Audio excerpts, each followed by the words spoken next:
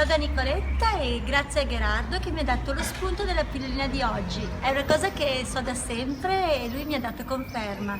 La Stanford University ha fatto uno studio che dimostra che se io ascolto per più di 30 minuti al giorno le lamentele delle persone, si va a disattivare un'area cerebrale dedita alla ricerca di soluzioni. Ma vi rendete conto? Ricordi il video in cui ti ho fatto vedere che siamo la somma delle 7 persone che frequentiamo di più e che basta che una di queste 7 persone sia un po' inquinata? Immagina 7 bicchierini pieni d'acqua e uno di questi c'è un po' di caffè, in uno di questi c'è un po' di caffè, di Coca-Cola, di qualcosa di scuro.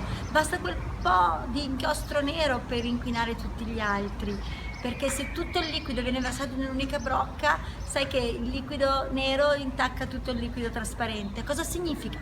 Chi sono le persone che si continuano a lamentare con cui stai vivendo ora?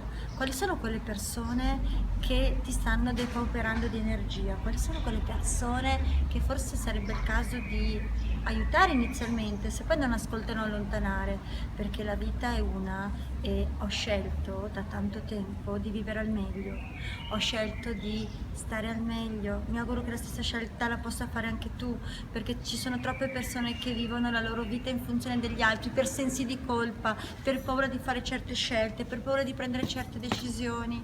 Il messaggio che ti voglio dare con il cuore è: abbi la forza di prendere in mano la tua felicità, abbi la forza di prendere in mano la tua felicità e di vivere con persone positive e di vivere la vita seguendo gli obiettivi, altrimenti poi il corpo ne risente, l'anima prima e si ammala l'anima e il corpo dopo.